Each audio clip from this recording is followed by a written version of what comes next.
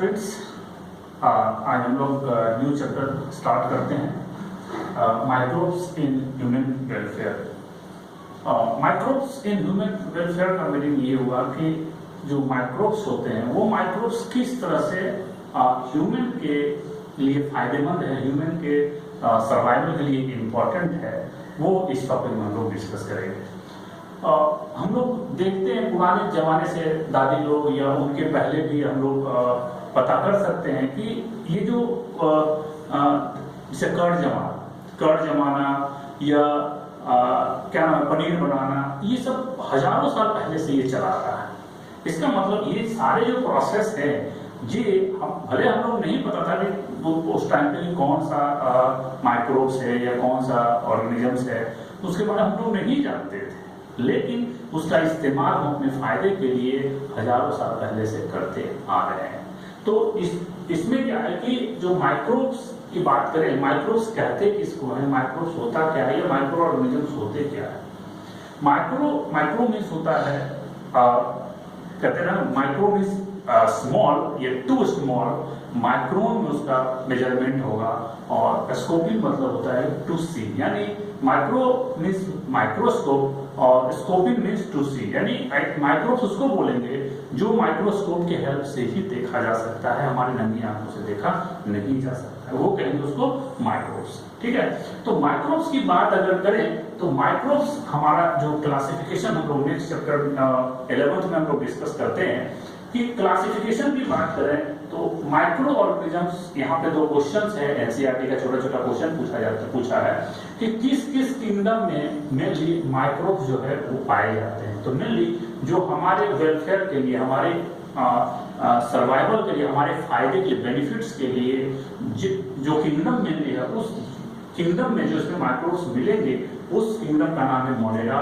Protista and fungi. Mainly इसी तीन group से क्या होता है, माइक्रोब्स इस तीन ग्रुप में मिलते हैं, जिसका यूज हम लोग अपने फायदे के लिए या बिवरेज के लिए, फूड में बहुत सारे आइटम्स बनाने में क्या करते हैं हम लोग इस्तेमाल करते हैं। लेकिन एक ऐसा किंगडम है कि जिसमें सिर्फ और सिर्फ माइक्रोब्स मिलेंगे, उसमें और कोई नहीं मिलेगा, और वो प्रोकैरियोट्स में आता है। That kingdom is called Monera. Monera में सिर्फ और सिर्फ क्या आता है, ओनली माइक्रोस्कोपिक ऑर्गेनिजम्स आता है, और इसमें कोई भी ऐसा ऑर्गेनिजम्स नहीं आएगा जिसको हम लोग नेकेड आई से हम लोग देख पाए।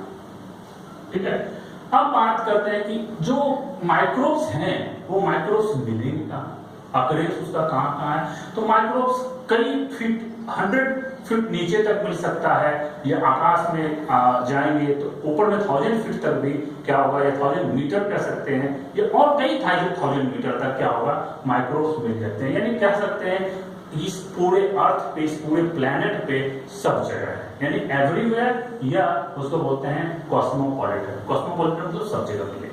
ठीक है, जैसे एग्जाम्पल करें, सॉइल में मिलेगा, सॉइल वाटर एयर में आराम से मिलेगा, कहीं भी जाएगी सॉइल वाटर में यहाँ पर मिल जाएगा। Inside the body of human, हम लोग के बॉडी में मिल सकता है, प्लांट के बॉडी में मिल सकता है, या अदर एनिमल से उसके बॉडी में मिल सकता है। ठीक है, डीप गीजर्स, जहां की जिसका टेम्परेचर 100 डिग्री सेंटीग्रेड होगा, गीजर्स, डीप गीजर्स मतलब हम बात करें जैसे कि कोई स्प्रिंग्स है, चाहे झरना जिसको बोलते हैं, वहां पे भी मिलेगा, या हमारे घर में जो गीजर्स है उसमें भी कुछ ना कुछ ऐसे माइक्रोब्स होते हैं जो डेवलप हो जाते हैं, क्योंकि वहां का टेम्परेचर 100 डिग्री सेंटीग्रेड होता है, फिर भी वहां पे ऐसा बहुत सारे ऐसे बैक्टीरिया होते हैं या ऐसे माइक्रोब्स होते हैं जिसको थर्मल माइक्रोब्स बोलते हैं, वो माइक्रोब्स वहां आराम से क्या होगा, मिल जाएगा हम लोग को। डीप इन सॉइल 100 मीटर जमीन के नीचे भी चले जाएंगे, वहां भी माइक्रोब्स मिल जाते हैं। यानी इसका जो अकरेंस है ऑलमोस्ट सब जगह है। ये under the several meter thick snow, यानी बर्फ के बहुत मीटर नीचे, यानी काफी डीप में भी क्या होगा, ये माइक्रोब्स मिलेंगे, और चाहे वो हाईली एसिडिक कंडीशन हो या हाईली बेसिक कंडीशन हो, वहां भी क्या होगा, ये माइक्रोब्स मिल सकते हैं। क्लियर, तो अकरेंस क्लियर हो गया, यानी माइक्रोब्स सबसे पहले कौन कौन से किंगडम में मिलेगा, और मेनली जो मेन होता है उसमें सिर्फ और सिर्फ माइक्रोब्स मिलेंगे, वो है क्या, मोनेरा। और अकरेंस कहाँ कहाँ, ये सारे बहुत इंपॉर्टेंट क्वेश्चन है, ये 12th के लिए बहुत इंपॉर्टेंट, बोर्ड के लिए यहाँ से क्वेश्चन आएगा कि माइक्रोब्स का अकरेंस कहाँ कहाँ होता है। तो ये 2 नंबर में आ सकता है, तो आप इसको सिर्फ इसी तरह से छोटा सा पॉइंट बना के आप वहां पे डिस्कस कर सकते हैं। अब बात करें, चूंकि माइक्रोब्स बहुत तरह के होते हैं, कुछ छोटे माइक्रोब्स होते हैं, कुछ बहुत सारे छोटे माइक्रोब्स होते हैं, या कुछ उससे थोड़ा बड़े, यानी जो, और दूसरी बात, वो जो मिलेंगे वो अलग अलग किंगडम में मिलते हैं, अलग अलग टाइप के मिलते हैं, इसीलिए कहा जाता है कि माइक्रोब्स जो होते हैं वो डाइवर्स फॉर्म में होते हैं। जैसे बात अगर करें इसका एग्जाम्पल, डाइवर्स फॉर्म क्या क्या हुआ, तो प्रोटोजोआ, बैक्टीरिया, प्रोटोजोआ में जितने भी प्रोटोजोआ आ जाते हैं, जैसे अमीबा की बात करें वो सब प्रोटोजोआ में आते हैं, अमीबा हो गया, पैरामीशियम हो गया, ये सब किसमें आ जाते हैं, या और भी बहुत सारे पैथोजेनिक बैक्टीरिया है वो भी किसमें आ जाते हैं, प्रोटोजोआ में आते हैं। कुछ और इसमें बैक्टीरिया अलग कर दिया है, इसमें बैक्टीरिया को स्पेशली हम लोग बैक्टीरिया में ट्रीट करेंगे और प्रोटोजोआ को प्रोटोजोआ में ट्रीट करेंगे। बहुत सारे फंजाई जैसे मेनली ईस्ट फंजाई जो होता है हम लोग काफी दिनों से यूज करते आते हैं, कहाँ पे किसमें, ब्रेड बनाने में फर्मेंटेशन का इस्तेमाल होता है, और ये क्या होता है, फंजाई होता है। और भी बहुत सारे microscopic animals and plant viruses होते हैं, बैक्टीरिया होते हैं, वो प्लांट एंड एनिमल वायरसेस का भी बहुत जगह इस्तेमाल हम लोग करते हैं अपने फायदे के लिए। ये जेनेटिक इंजीनियरिंग में भी हम लोग इस्तेमाल करते हैं। क्यों? क्योंकि जेनेटिक इंजीनियर अगर एनिमल्स या प्लांट होगा तो उससे हम लोग प्रोडक्शन ज्यादा ले सकते हैं। तो ये बहुत सारे जो माइक्रोब्स हैं वो इस फॉर्म में होंगे। इसीलिए एक टर्म यूज किया जाता है प्रियोन्स, या 3 टर्म हम लोग डिस्कस करते हैं 11th में, virus, viroids and prions. Virus जो होगा वो ट्रू वायरस होता है, उस वायरस में आरएनए या डीएनए जेनेटिक मटेरियल होगा और उसके चारों तरफ प्रोटीन का एक कोट होता है, यानी RNA plus protein is called virus. Virus में सिर्फ आरएनए होगा। आरएनए क्या होगा, वो भी साइज में छोटा होगा in comparison to normal virus, और उसमें जो बाहर का प्रोटीन है वो एब्सेंट होता है, यानी ओनली आरएनए। और प्रियोन्स में क्या होता है, सिर्फ प्रोटीन कोट होगा, उसके अंदर में कोई जेनेटिक मटेरियल नहीं होता है। तो प्रियोन्स क्या है, ये बहुत इंपॉर्टेंट है। ये प्रोटीनेशियस इन्फेक्शियस एजेंट होता है, यानी प्रोटीन होता है, प्रोटीन का बना होता है, और ये काउ में एक डिजीज कॉज करता है। उस डिजीज का नाम है बोविन स्पॉन्जियोफॉर्म इंसेफेलोपैथी काउ। इसको मैड काउ डिजीज भी बोला जाता है, यानी अगर गाय हो गया तो पागल हो जाएगी, इसलिए उसको, चूंकि इंसेफेलोपैथी मतलब क्या होता है, इंसेफेलो मतलब ब्रेन, इंसेफेलन बोलते हैं ना, क्या हो गया, इंसेफेलन, इंसेफेलन मतलब ब्रेन। तो ब्रेन में इंफेक्शन होता है इस काउ को ड्यू टू द प्रियोन्स। ये प्रियोन्स एक प्रोटीनेशियस पार्टिकल्स होता है जिसकी वजह से इंफेक्शन होता है, और इसी को बोला जाता है बोविन स्पॉन्जियोफॉर्म इंसेफेलोपैथी काउ। तो ये डिजीज काउज करता है। तो यहाँ से क्वेश्चन जो आएगा वो यहाँ से फंस जाएगा। अब बात करते हैं कि हम लोग अपने फायदे के लिए माइक्रोब्स को लेबोरेटरी में ग्रो कराते हैं, और जिस मीडियम में ग्रो कराते हैं उस मीडियम का नाम है न्यूट्रिटिव मीडिया।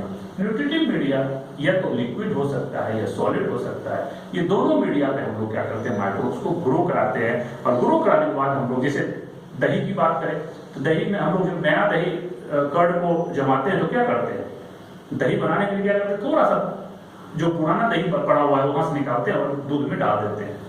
तो इसी तरह से हम लोग क्या करते हैं, थोड़ा सा माइक्रोब्स निकालते हैं और मीडिया में डालते हैं, बहुत सारा हमारे पास माइक्रोब्स आ जाता है। उस माइक्रोब्स का अपने फायदे के लिए जो आपको चाहिए, चाहे बिवरेज बनाना है, बिवरेज में जैसे रम हो गया, बियर हो गया, या और भी बहुत सारी चीजें होता है, जैसे ब्रेड हो गया, या और भी जितनी भी चीजें हैं जिसका हम लोग इस्तेमाल करते हैं, जैसे फर्मेंटेशन में इस्तेमाल करते हैं, तो वहां पे ये न्यूट्रिटिव मीडिया बहुत इंपॉर्टेंट है। इसमें क्या होता है, माइक्रोब्स लेंगे, माइक्रोब्स को एक न्यूट्रिटिव मीडिया मतलब उसमें सारा न्यूट्रिशन प्रेजेंट होता है उस माइक्रोब्स के लिए।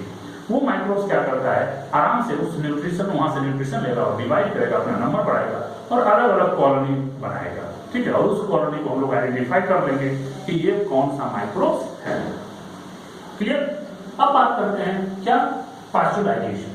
पास्चुराइजेशन की बात करें, एक्चुअली पास्चुराइजेशन वो प्रोसेस है, इसमें क्या किया जाता है कि जो कोई भी, अगर मान लीजिए हमारा प्रोडक्ट है, चाहे वो मिल्क हो, चाहे वो बेवरेज का कोई टाइप हो, उसको हम लोग क्या करते हैं, 100 डिग्री टेम्परेचर से नीचे उसको क्या करते हैं, गर्म करते हैं और उसको क्या करते हैं, पैक कर देते हैं। ये डिपेंड करता है, टेम्परेचर जनरली रखा जाता है 60, इसका जो टेम्परेचर होता है 63 टू 72 डिग्री सेंटीग्रेड रखा जाता है। अगर आप 62 डिग्री सेंटीग्रेड पे आप रखते हैं तो आपको टाइम ज्यादा, यानी 30 मिनट तक उसको गर्म करना पड़ेगा, और अगर आप 72 रखते हैं तो उसको 15 मिनट तक गर्म करना पड़ेगा। ये डिपेंड करता है कि कितना टाइम अलग अलग होता है, अलग अलग टाइम पीरियड अलग अलग होता है, यानी जितना टेम्परेचर ज्यादा, टाइम कम, टाइम ज्यादा तो टेम्परेचर कम होगा। तो दोनों की बात है, मतलब टेम्परेचर के हिसाब से क्या होता है, टाइम वहां पर लगता है। आज के डेट में टेम्परेचर का भी कॉन्सेप्ट लगभग खत्म हो गया है, जिसको अल्ट्रा पास्चुराइजेशन बोलते हैं। वो अल्ट्रा पास्चुराइजेशन में क्या होता है, गामा रे का जनरली ट्रीटमेंट दिया जाता है, जिसकी वजह से जितने भी माइक्रोब्स होते हैं गामा ट्रीटमेंट या एक्सरे ट्रीटमेंट के बाद वो माइक्रोब्स मर जाते हैं और उसको पास्चुराइजेशन कहते हैं। अब पास्चुराइजेशन, इसको पास्चुराइजेशन ही क्यों कहते हैं? पास्चुराइजेशन इसलिए कहते हैं कि सबसे पहला अटेम्प्ट पास्चर ने किया था। लुइस पास्चर एक फ्रेंच साइंटिस्ट थे, जिन्होंने सबसे पहले माइक्रोब्स के बारे में, डाइवर्सिटी के बारे में उसको बताया था कि माइक्रोब्स का क्या क्या रोल होता है। हम लोग पढ़ेंगे वैक्सीन में, वैक्सीन कैसे बना, बाद में और बहुत ज्यादा जो वैक्सीन बना उसमें पास्चर का क्या रोल था।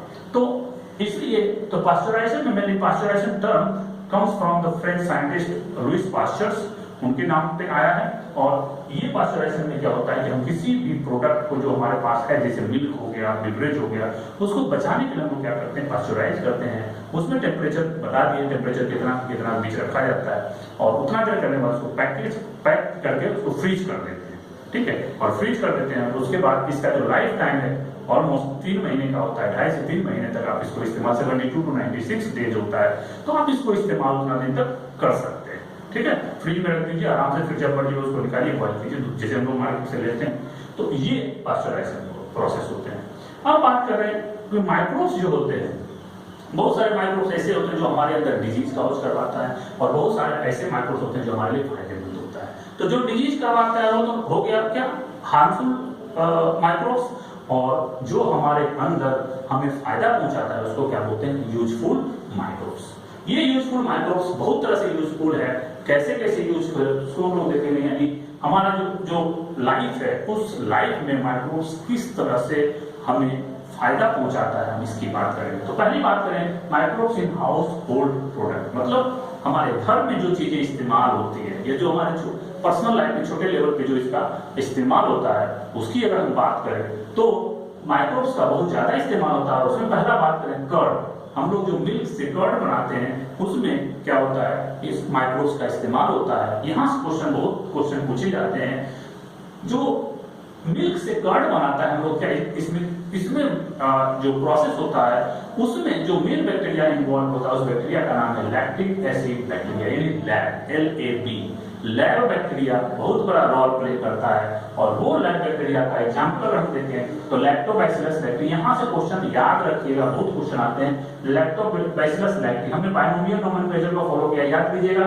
ये अलग लाइन यहाँ पे देखिए, यहाँ कैपिटल से शुरू किया, यहाँ मैंने स्मॉल से शुरू किया। बायनोमियल नोमेनक्लेचर याद होगा आपको, 11th में आपने पढ़ा होगा, पहला ही चैप्टर में बायनोमियल नोमेनक्लेचर पढ़ना होता है। उसमें ये फर्स्ट लेटर जो ये पूरा जीनस है और स्पेसीज है, तो इसमें लैक्टोबैसिलस मेन जीनस होता है, और इसमें स्पेसीज जो है लैक्टोबैसिलस लैक्टी का इस्तेमाल हम लोग करते हैं, या एसिडोबैक्टर एसिटी का इस्तेमाल करते हैं, स्ट्रेप्टोकोकस लैक्टिस का इस्तेमाल करते हैं, या लैक्टोबैसिलस बल्गेरिकस का इस्तेमाल हम लोग करते हैं। इसमें सबसे ज्यादा जो इस्तेमाल होता है वो स्ट्रेप्टोकोकस लैक्टिस का इस्तेमाल होता है, या फिर लैक्टोबैसिलस लैक्टी का इस्तेमाल होता है। क्लियर? तो ये मेनली माइक्रोब्स होते हैं जिसका इस्तेमाल हम लोग कर्ड बनाने में करते हैं। और इसमें जो प्रोसेस होता है, इसमें प्रोसेस में क्या होता है, हम लोग देखे होंगे, आप लोग घर में भी ये बहुत आसानी से देखने को मिल जाता है कि जो कर्ड है, थोड़ा सा कर्ड उठाते हैं, उस कर्ड को जो थोड़ा सा लेके इस मिल्क में मिलाते हैं, उसको क्या बोलते हैं, इनोकुलम। क्या बोलते हैं उसको, इनोकुलम, या इसी को बोलते हैं स्टार्टर। इस इनोकुलम में मिलियंस ऑफ क्या होते हैं, लैब बैक्टीरिया होते हैं, यानी ये सब बैक्टीरिया उसमें मिलेंगे। ये लैब बैक्टीरिया क्या करेगा, तो बहुत सारे मिलियंस हैं, क्योंकि ये स्टार्टर का काम कर रहा है, और ये इनोकुलम उसमें डालते हैं। और एक चीज और ध्यान रखना होता है कि अगर उसको बहुत कम टेम्परेचर मिलेगा या बहुत ज्यादा टेम्परेचर मिलेगा तो प्रॉब्लम आ जाएगा। उसको एक सुटेबल टेम्परेचर देना पड़ता है, that is called favourable temperature, ये उसी को कह सकते हैं room temperature, generally 25 to 30 degree के बीच में उसको रखा जाता है। उतने टेम्परेचर पे आसानी से क्या होगा, अब आगे का प्रोसेस शुरू होगा। तो ये small amount of curd added as a starter या इनोकुलम। इनोकुलम किसको बोलते हैं, क्लियर हो गया, या स्टार्टर। उसमें मिलियंस ऑफ लैब बैक्टीरिया, अब ये लैब बैक्टीरिया जाएगा मिल्क में, मिल्क में जो मटेरियल है उसका इस्तेमाल करना पड़ेगा, और वो डिवाइड करना शुरू करेगा, यानी during growth lab produce acid. अब जैसे ही ग्रोथ करना शुरू होगा वो कुछ एसिड प्रोड्यूस करेगा, और जैसे ही एसिड डालोगे तो क्या होता है, मिल्क जो होता है वो फट जाता है या जम जाता है। तो जैसे ही उसमें ये जो ग्रोथ किया ये बैक्टीरिया, लैब बैक्टीरिया, ये क्या होता है वहाँ एसिड की वजह से वो जो मिल्क है वो जमना शुरू हो जाता है, कोगुलेट होना शुरू हो जाता है और इसमें क्या हो जाता है, कन्वर्ट हो जाता है, इसमें partially digest the milk protein. यानी अब चूंकि वो डाइजेस्ट भी करेगा, जैसे हम लोग जब दूध पीते हैं तो हमारे स्टोमक में भी क्या होता है, HCl होता है और वो HCl मिल्क को क्या करता है, इसी तरह से कोगुलेट करता है, पार्शली डाइजेस्ट कर देता है। हो गया। अब इसका रिजल्ट क्या होगा, जब ये कोगुलेट होगा तो बाद में रात भर छोड़ देंगे तो सुबह जब देखेंगे तो क्या वो कोगुलेट किया हुआ रहेगा, उसको क्या बोलते हैं, कर्ड। यानी milk is finally converted to curd. बिल्कुल सिंपल प्रोसेस है, घर में भी आप लोग आसानी से देख सकते हैं, या नहीं तो आप जमा के भी आप घर में आप बना के भी दही देख सकते हैं आसानी से। तो अब बात करें मिल्क की, बात करें तो मिल्क जनरली 7 से 8 साल तक एज तक ही हम डाइजेस्ट कर सकते हैं, उसके बाद वो डाइजेस्ट नहीं होता है, क्योंकि उसके बाद इस एसिड की वजह से क्या होता है, ये कोगुलेट होता है, तो वो ज्यादा हमारे लिए फायदेमंद नहीं होता है। क्यों नहीं फायदेमंद होता है, इसलिए कि अगर हम उसे दही बनाते हैं, कर्ड बना के खाते हैं, तो कर्ड में क्या होता है, जो माइक्रोब्स LAB है, लैब बैक्टीरिया, ये लैब बैक्टीरिया क्या करता है, उसमें बहुत सारा प्रोसेस करता है, जिसकी वजह से वो एक तो दूध तो दही बनेगा ही नहीं, उसमें सारे कंसेंट्रेट रहेंगे, उसके अलावा उसमें B12 विटामिन B12 का भी फॉर्मेशन हो जाता है। B12 हम लोग देख चुके हैं, इसमें डाइजेशन में 11th में हम लोग देखते हैं इसको, B12 का नाम है साइनोकोबालामिन। ये B12 स्पेशली बहुत इंपॉर्टेंट है हमारे हीमोग्लोबिन को बनाने के लिए, यानी RBC के लिए बहुत जरूरी होता है। और इसीलिए जब अगर हम दही, अगर दूध के कंपैरिजन में अगर आप ज्यादा एज के हैं, 10 से ऊपर के, तो अगर आप दही ज्यादा प्रीफर करते हैं तो आपके बॉडी में ब्लड की कभी कमी नहीं हो। क्यों? क्योंकि विटामिन B12 हमेशा आपके बॉडी में बनता रहता है, हमारे बॉडी में बनता है और दही के रूप में भी हम लोग लेते हैं, तो दोनों के रूप में मिलेगा तो हमें ज्यादा बेनिफिट होगा। इसीलिए अब बहुत, एक तो ये क्या हुआ कि जो लैब बैक्टीरिया है वो एक तो दही बनाया, दही में विटामिन B12 भी मिलेगा, तो ये हमें बेनिफिट है। दूसरा बेनिफिट इसका ये है कि अगर हम लोग दही खाते हैं तो ये कर्ड लेते हैं खाने में, तो वो जब अंदर जाएगा तो बहुत सारे जो हार्मफुल बैक्टीरिया है उसको, या माइक्रोब से उसको क्या करता है, ये किल भी कर देता है। ये दो तरह से हमारा ये फायदा करता है। तीसरा फायदा ये है कि मिल्क में जितना प्रोटीन होता है उसको हम लोग पूरी तरह से डाइजेस्ट नहीं करते हैं, अगर वो दही बन जाता है, कर्ड बन जाता है, तो हम लोग उसका लगभग 100% इस्तेमाल अपने लिए कर सकते हैं। कुछ ऐसे दूध लेंगे, मिल्क लेंगे तो अनडाइजेस्टेड कुछ क्या होगा, हमारी बॉडी से बाहर निकल जाएगा और जिसका हमें कोई फायदा नहीं मिलेगा। ठीक है, तो ये बात हो गया पहला क्या हो गया, कर्ड हमने मिल्क से बनाया, ये पहला हाउस होल्ड प्रोडक्ट ये हो गया। दूसरा बात करें योगर्ट भी दही के जैसा होता है, लेकिन थोड़ा सा इसका फ्लेवर अलग अलग होता है और इसको बनाने का तरीका थोड़ा सा अलग होता है, क्योंकि हम लोग जनरली इसको कितना बनाते हैं 25 डिग्री टेम्परेचर पे, कितना पे, रूम टेम्परेचर पे, लेकिन ये generally 40 to 46 general temperature 45 degree रखा जाता है, एन एवरेज की बात करें, और इसी पे क्या किया जाता है, यहाँ पे इसको फर्मेंटेड किया जाता है। दूसरा चीज इसमें क्या होता है, जो दूध के ऊपर जो छाली आता है जिसको क्रीम बोलते हैं, वो क्रीम को क्या होता है, हटा लिया जाता है, जिसको क्या बोलते हैं, वे को क्या किया जाता है, रिमूव कर दिया जाता है, और उसके बाद योगर्ट बनता है। यानी basic difference yogurt and curd में क्लियर हुआ। योगर्ट और कर्ड में डिफरेंस यही है कि सबसे पहले हायर टेम्परेचर पर बनता है, दूसरा जो वे होता है मिल्क का ऊपर का लेयर उसको हम लोग हटा देते हैं, जिसको क्रीम बोलते हैं या मक्खन बोलते हैं या जो भी उसको बोलते हैं, वो उसको हटा लिया जाता है, इंग्लिश में उसको वे बोलते हैं। और हटाने के बाद क्या बनेगा, फाइनली जब वो पूरी तरह से कोगुलेट होगा तो उसको बोलेंगे योगर्ट। और इसमें जो माइक्रोब्स इस्तेमाल होते हैं, यानी इसको बनाने में वो जो कि टेम्परेचर हाई है, तो ऐसा माइक्रोब्स होना चाहिए जो उस हाई टेम्परेचर पे सर्वाइव कर सके। तो दो एग्जांपल इसका है, स्ट्रेप्टोकोकस थर्मोफिलस, नाम से ही पता चल रहा है कि स्ट्रेप्टोकोकस थर्मोफिलस मतलब ये हाई हीट टॉलरेटिंग बैक्टीरिया है, आसानी से उसको कोगुलेट करवा देगा। दूसरा है लैक्टोबैसिलस बल्गेरिकस, ये बहुत इंपॉर्टेंट है, लैक्टोबैसिलस बल्गेरिकस, इसका बहुत ज्यादा इस्तेमाल होता है, आप यहाँ भी इस्तेमाल कर सकते हैं और इसमें भी इस्तेमाल कर सकते हैं। तो ये लैक्टोबैसिलस बल्गेरिकस बहुत ये होता है। तो क्वेश्चन सीधा सा पूछेगा योगर्ट का क्या कैसे बनता है और इसमें कौन कौन से माइक्रोब्स यूज होते हैं।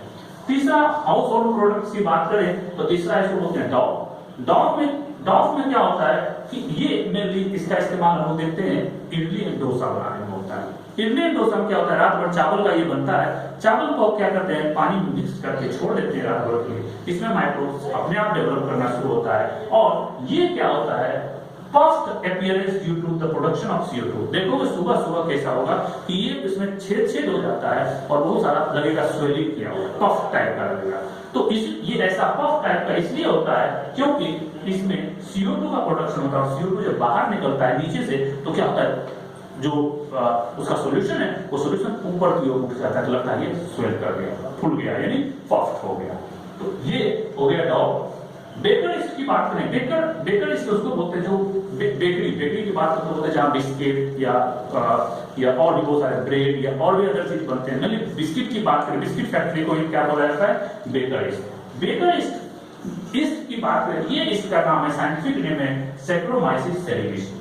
सैक्रोमाइसिस सेरेविसी एक तरह का फंजाई है जो यूनिसेलुलर होता है, एक सेल का बना होता है, इसका बहुत ज्यादा इस्तेमाल होता है, और इसका इस्तेमाल ब्रेड बनाने में, इसका इस्तेमाल बिस्किट बनाने में, और भी बहुत तरह के फर्मेंटेशन में और भी बहुत सारे इस्तेमाल होता है, जैसे बियर बनाने में ये भी इसका इस्तेमाल होता है। लेकिन जनरली सैक्रोमाइसिस सेरेविसी का सबसे ज्यादा इस्तेमाल बेकरी में होता है, इसलिए इसका नाम ही दे दिया गया बेकर्स ईस्ट।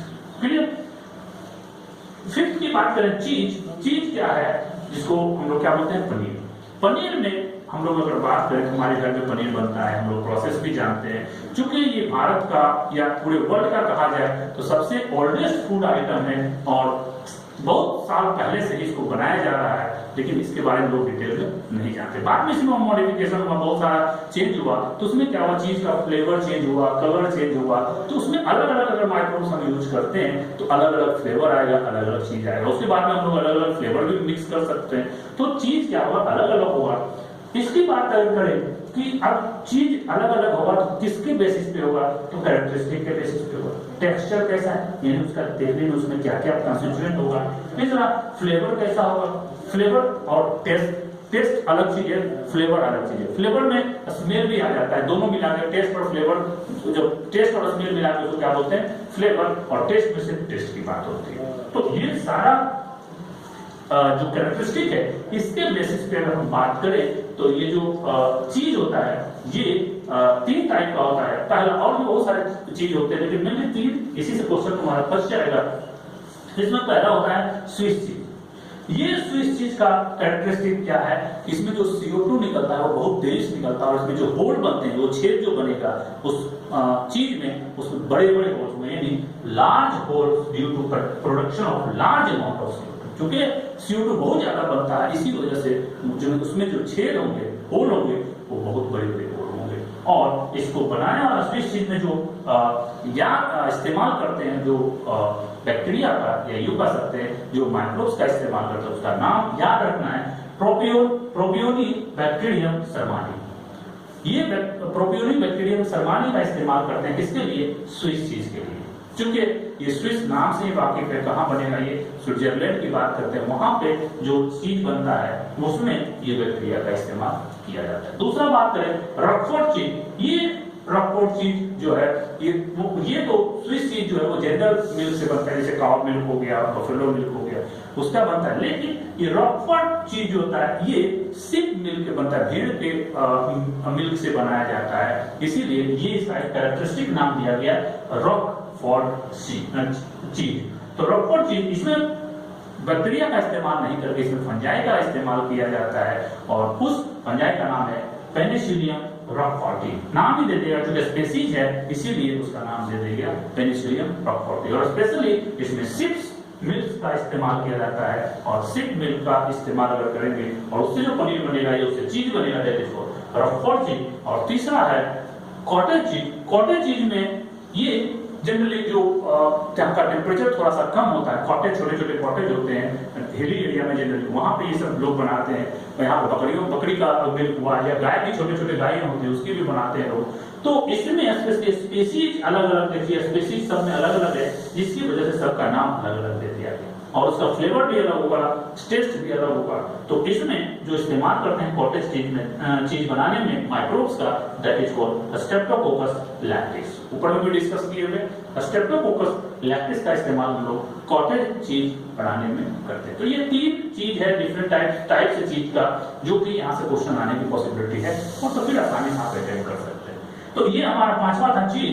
5th प्रोडक्ट था हाउस होल्ड में हम लोग इस्तेमाल करते हैं, और लास्ट है टोडी। टोडी जो प्रोडक्ट है, ये टोडी स्पेशली साउथ इंडिया में इस्तेमाल किया जाता है। ये जो नारियल का पेड़ होता है, तो नारियल का जो पानी है उसको फर्मेंट करके बनाया जाता है, और उसी में ये ट्रेडिशनल ड्रिंक है साउथ इंडिया का, वहां पे इसको इस्तेमाल करते हैं। और fermented sap from coco plant, coco मतलब कोकोनट प्लांट से निकाला जाता है, कोकोनट वाटर का इस्तेमाल किया जाता है, और इस वाटर को फर्मेंट किया जाता है और फिर बना के टोडी बना के पैक करके बेच दिया जाता है, या खुद से वो अपने घर में बनाते हैं, खुद ही पीते हैं और वो इस्तेमाल करते हैं। तो ये हमारा ओवरऑल माइक्रोब्स की बात करें तो आज का क्लास में वो देखे कि कहाँ कहाँ माइक्रोब्स होता क्या है, कैसे होता है, और हमारे जो हाउस होल्ड प्रोडक्ट में इसका कैसे इस्तेमाल होता है। अब हम लोग आगे देखेंगे कि और भी इससे क्या क्या फायदा हमें मिलता है।